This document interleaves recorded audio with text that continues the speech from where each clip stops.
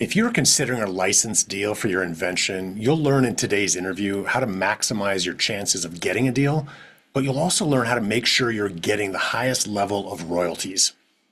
Are you looking for new ways to make your sales grow? You've tried other podcasts, but they don't seem to know.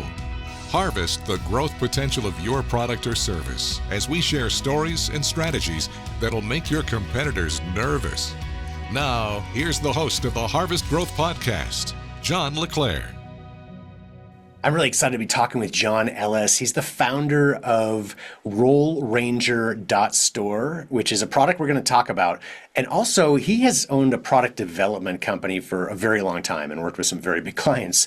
That company is called Optics for Hire, and their website is opticsforhire.com. We'll dive into both of these businesses. He's got some great stories to share. I'm really excited to have you on the show today, John. Pleasure to be here, John. Happy to chat with you today.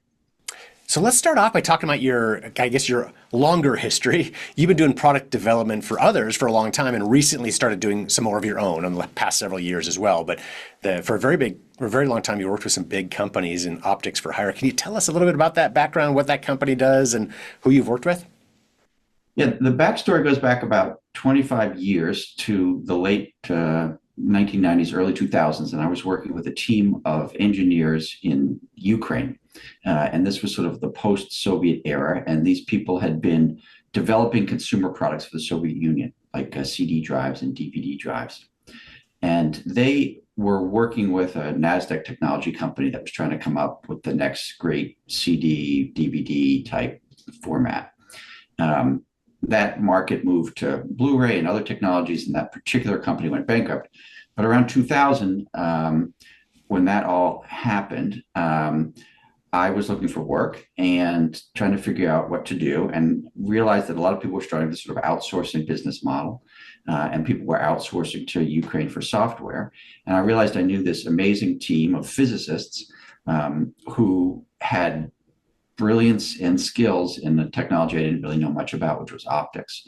So we started a company called Optics for Hire, and I've been working with them since. And now we have offices in other countries, and we've worked with, startups to Mattel and GE and Google and Microsoft. But basically what we're doing is we're designing lenses, optical systems, lighting systems that are used in other products. And to do that well, you need a physicist, an optical engineer, an optomechanical engineer to design that.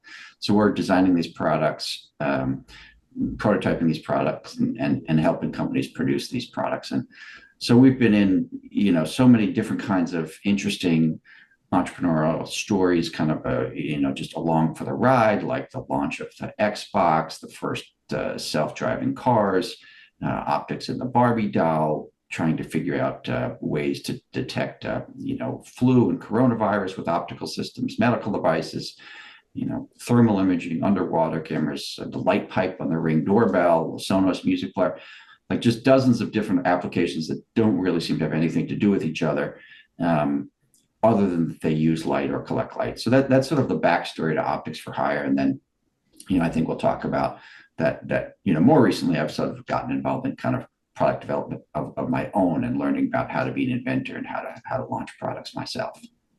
Yeah, and one of the first products you did, so you worked with these big companies like Google and many others that you mentioned over the years, but this was, I think, a little smaller company that ended up licensing. It was a toy product that you worked on for a client. And if I understand your story correctly, that sort of kicked off or started this journey of doing more and more products on your own as well. But can you tell us a little bit about this toy and their story? Yeah. I'll show the toy. You've probably seen it, or viewers may have seen it. It's in Walmart, Target, Walgreens. I see them, and it's this little toy fan. And when I do this, you'll see some animation, and this happens to be a Jurassic Park animation. And in this product is candy. And so the way that we got to this partnership, which has been great and sold millions of units, it is interesting. So we had worked with an inventor in our area who'd done a bunch of toys. His name is Rufus Butler Cedar. He had some really successful sort of animated books that where you turn the page, the characters move. And he had an idea for a 3D toy. So instead of this fan kind of spinning like this in 2 dimensions, the fan would spin in a circle, and then you'd get these sort of 3D images of looking like kind of a floating Princess Leia. So we made that for him, we designed it for him, and then he wanted to find licensing. And we, by the way, we partnered with him, so he wasn't just paying us. We decided to go in on this like together.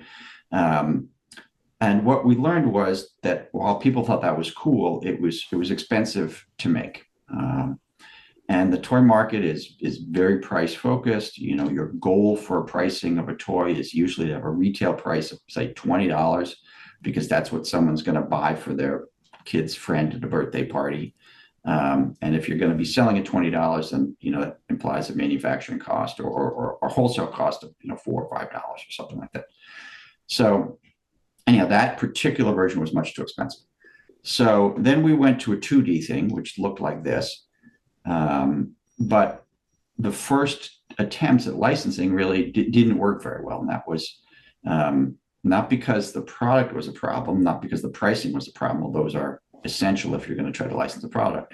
It was really about the partnership, because the first partner that we found was a company that sells millions and millions of units, but does it with multiple SKUs. So they have 1,000 products, but they each sell each product only 10,000 units or something like that. So we struck what appeared to be a really good deal. Like, they gave us a great commission percentage. They were giving us like 10% instead of 5% royalty or 3%, which was more typical. So it said, well, this is great. We've got a big toy company. They sell a lot of units, good commission structure. But the fact was, because the business model was selling a little bit of a lot of things, no one thing ever sold that much. So we really didn't even recoup our investment costs in that. So the Rufus, who was the partner, sort of kept working and came to this company called Candyrific.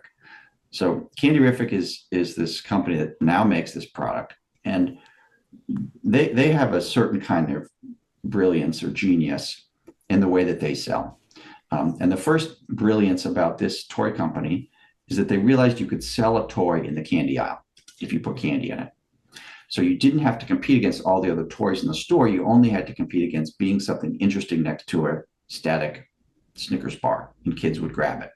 So they've made a very big business in selling toys that are in the candy aisle because they've got toy in it. And then the other thing that they do is that they do licensing. So they license to Disney, they license to Marvel, they license to Peppa Pig, they license to every kind of animated TV show, whatever that a kid would like, they have a licensing deal with. So what that means is you're going to get a much less royalty commission, because a lot of the money's going to Disney, but they can move millions and millions of units. So that is what this toy is, and it has sold, 4 or 5 million units. We make a much smaller percentage than we would have with the first deal, but it's worked out to be a great deal. So that taught me about how in licensing, how much volume really matters, and also how much pricing really matters. Because when we were designing this, we had there's 15 LEDs on this little fan blade here. For the performance of the system, it would be better if it had 16 LEDs. But Candyrific said having a 16th LED would add 4 cents to the bill of materials, and because it needed a different processor, and that was completely unacceptable.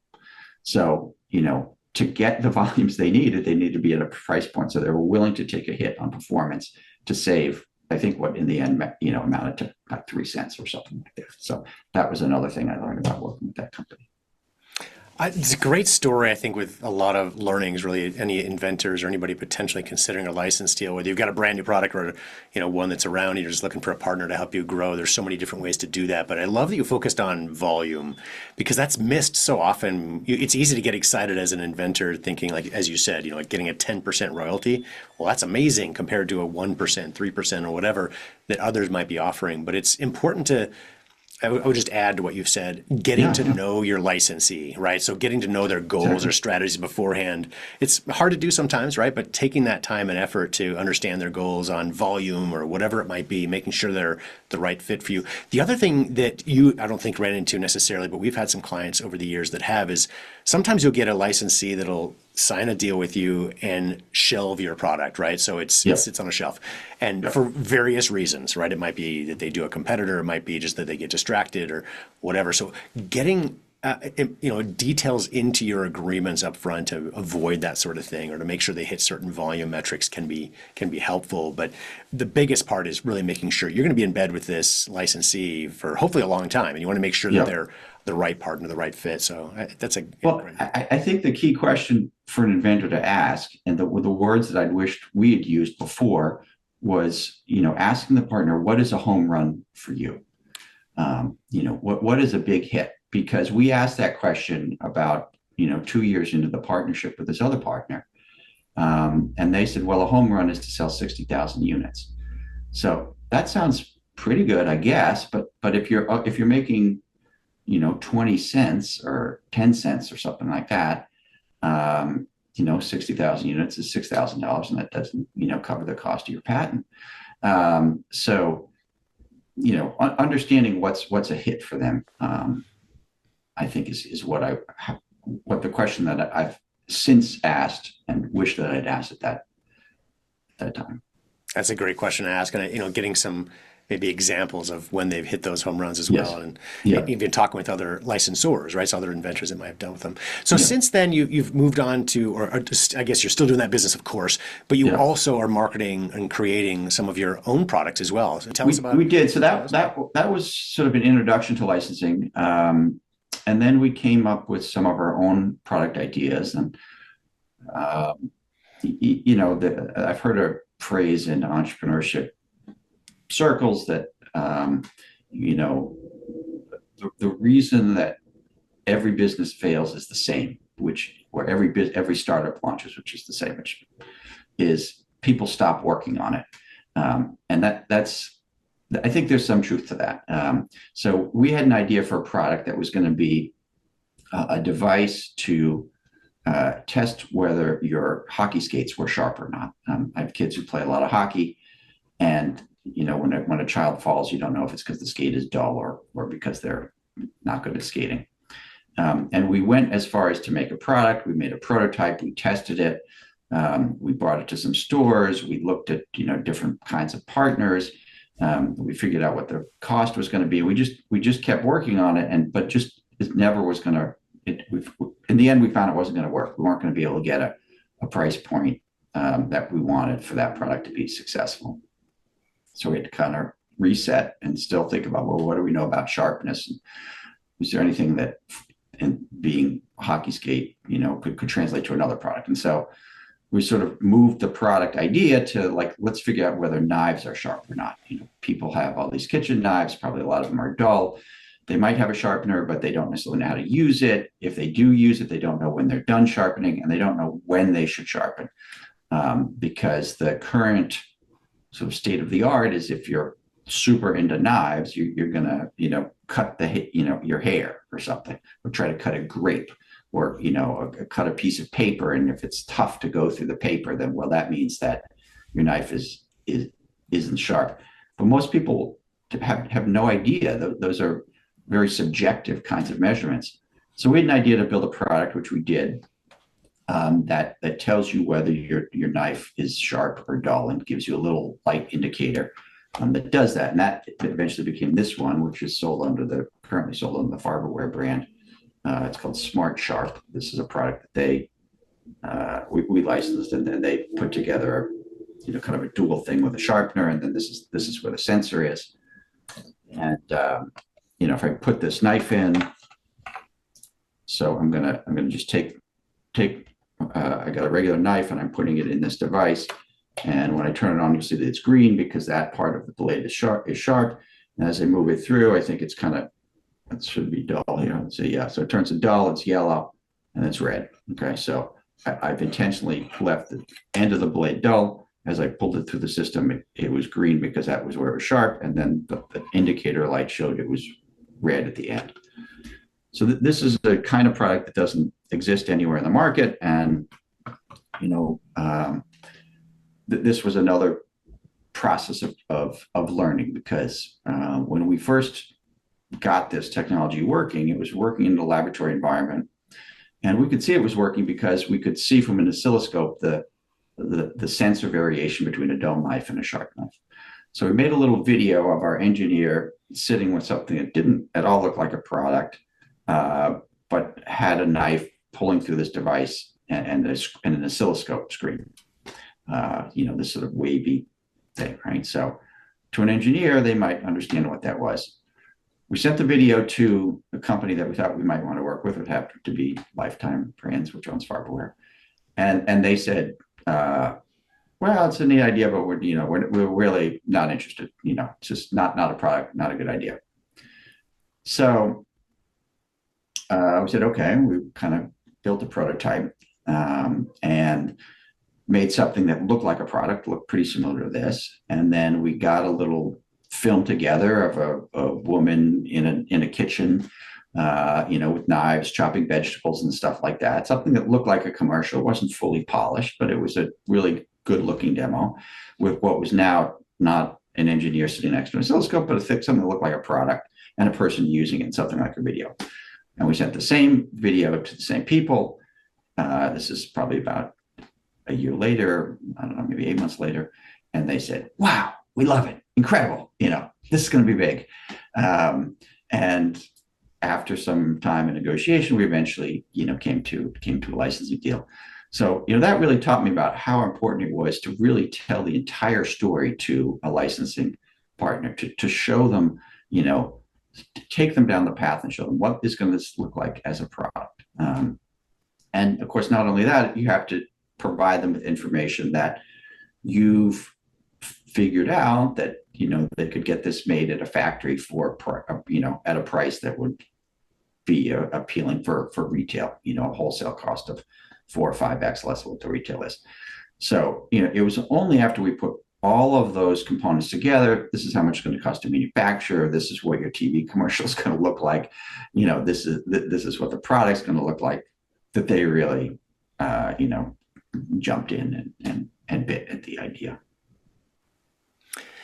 Yeah, and we're going to talk about your next product in a second, which I think there's another part to the story, but I want to focus before we do and drill down a little bit, or just mention, I guess, how you talked about video or having good creative assets as being an important part of the license discussion, right? Sending a sample, sending a product is hard. These companies are often so inundated with great products, maybe, right, coming across their desk.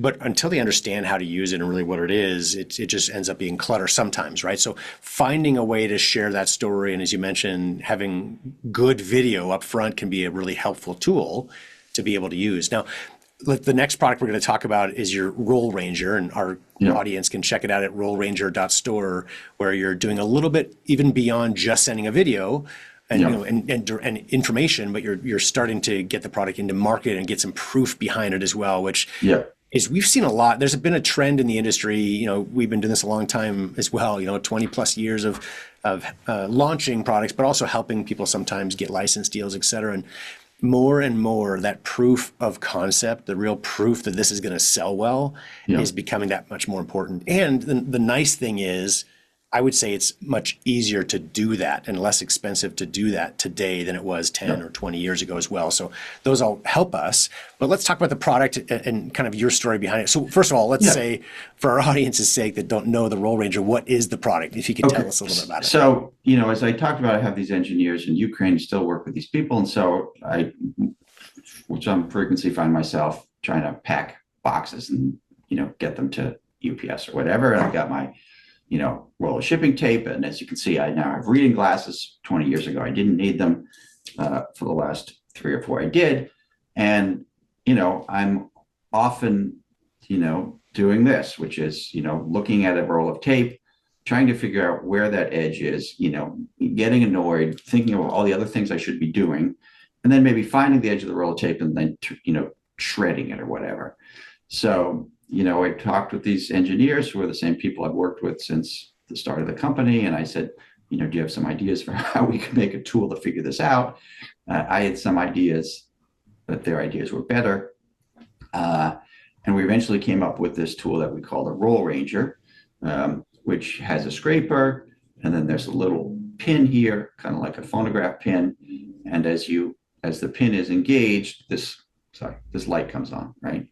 So what you do is you're going to roll this around the edge of a roll of tape, and then, roll this around the edge of the roll of tape, and you'll see the light turns on when I get to where the edge is. That's telling me that's exactly where the edge is. And now I can use the scraper thing to lift it, put pressure on the whole, tape roll, and get my tape going. So that was the product idea. And in terms of anything I've ever worked with, that was a product that was, more it immediately excited. People got more excited about that than anything I'd ever worked on, because you would say to someone, have you ever been annoyed with the roll of tape or never, and immediately people are like, well, of course it happens all the time. You're like, what a stupid question. Like, of course I've lost the edge of the roll of tape. I hate that. So developing that, really, I felt like there was a real demand for it. If you could come up with something that was low cost enough that solved it. So we did, when we went down this road, we did do the same process of, making a prototype. We knew to make a video. And we started talking to some big companies that sell packing tape. And we did get some pretty good interest, but not that they were ready to go right away. This isn't a very expensive product to manufacture. And I knew that people liked this idea. So we just sort of decided, we're just going to make this ourselves, and we're just going to sell this ourselves, manufacture it ourselves. And then we can go back to those possible licensing partners when we've shown, that there's a demand for this and people are willing to pay for it. So that's where we have this website, rollranger.store. We're on Amazon. We're, in Ace Hardware, a bunch of other kinds of retail outlets. And that was about a year ago that we launched that product. And, we may go back to licensing eventually, but it's definitely been interesting to learn about, what does it cost to acquire a customer, and,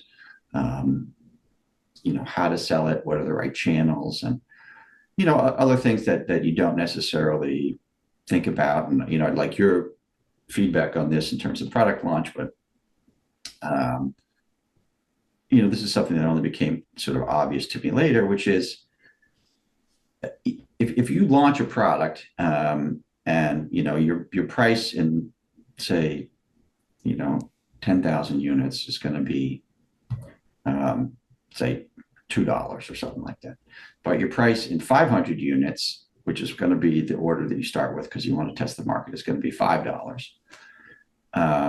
And you think in your head, well, I got to multiply by 4, take my wholesale cost to my other one to my retail price. Then, you might think that your 500 unit order, which is $5, you should be selling for, $20 so you can make a profit.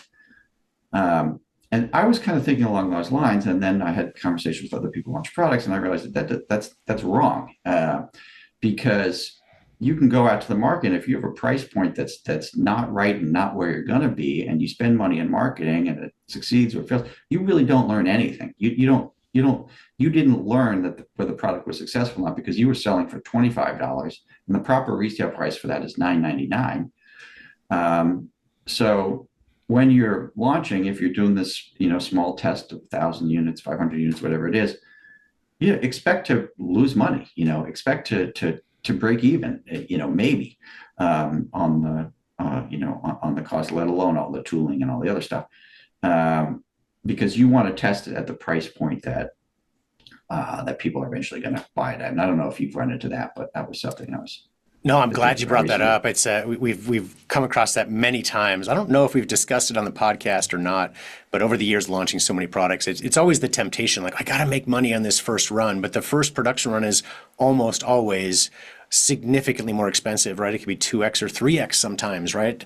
What your volumes will become. And of course, it's kind of I would say middle ground in my opinion, right? If we think, hey, we're going to sell 100,000 of these, well, I don't want to price it out at selling 1,000,000 units. What that'll, make it sort of realistic, but we always call it your long-term cost as opposed to your upfront test volume cost. Realize part of your expense is that extra cost per unit that you're paying in order to keep your total cost down in the upfront days. But plan on long-term costs. And most manufacturers, when you deal with third parties, I know you know this, John, but they'll give you sort of breaks in pricing. So once you hit 500 units, 10,000 units, 100,000 units, so find that volume that is what your expectation is to come to long term. Okay, well, that's where I want to price my item. So yeah, I come to the same conclusion with all of our product launches, and it's a common conversation we have because it doesn't feel maybe obvious, right? Because I want to make money in the early days too, but price is so much a part of the success of any launch. Getting that price right can make all the difference. And we've had products over the years where we've launched hundreds of products, right? And many of them, even changing it to free shipping or cutting the price by 10% sometimes can lead to drastic increases in volume. So finding the optimal price point for the long-term approach for your business is definitely key. So yeah, that's a great point to bring up. Yeah. Well, John, are there any resources that come to mind that have been helpful to you in your business? Well, there's a book I read that kind of influenced how I was thinking about like launching products, and it's called the Mom Test. And the idea is that if you go to your mom and you say, "Hey, Mom, I've got this idea for a new company or a new product," she's going to say, "Wow, Johnny, that's so great. Wow, oh, I love it. What a beautiful, perfect idea," because that's the kind of feedback a mom is going to give. And your friends are going to be the same way. You go to somebody at a cocktail party. "Oh, I'm thinking of launching this product that does X, Y, Z." And, they don't want to be confrontational. It's a great idea, right? So when you have these conversations where you've had an idea, or maybe you're further down the road, the book, The Mom Test, kind of explains how to ask these kind of market research questions. And it's a lot more about asking people about the problem, because if you come at them by saying, "Have you ever had this problem?" I don't know, whatever the problem is, they'll give you honest feedback on, "No, that I never have that problem," or "Yes, it happens all the time." Whereas if you were to say, "Well, I've got the solution," then they'd probably say, "Oh yeah, good idea."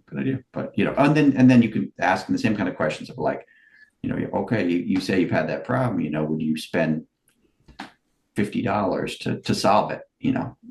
No.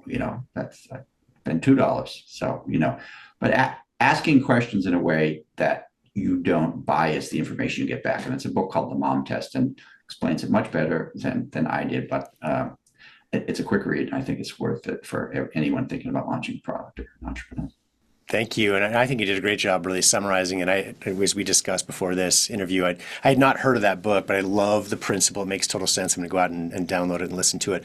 I think, we do a lot of market research, of course, with our product launches, and I counsel people, right? In the early days, talk to friends and family, sure, right? Well, it's free, get early advice, but just realize what it is, right? No one wants to deliver bad news.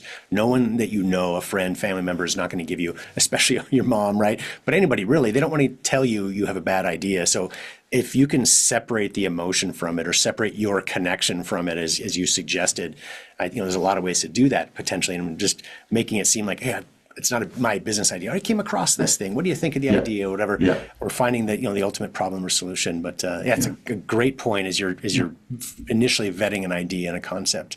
Yeah. Was there anything else, John, that I didn't ask that you think could be helpful for our audience? No, it's been a pleasure. I'm always interested to help entrepreneurs. Optics for Hire is our optical engineering business if people are interested in, help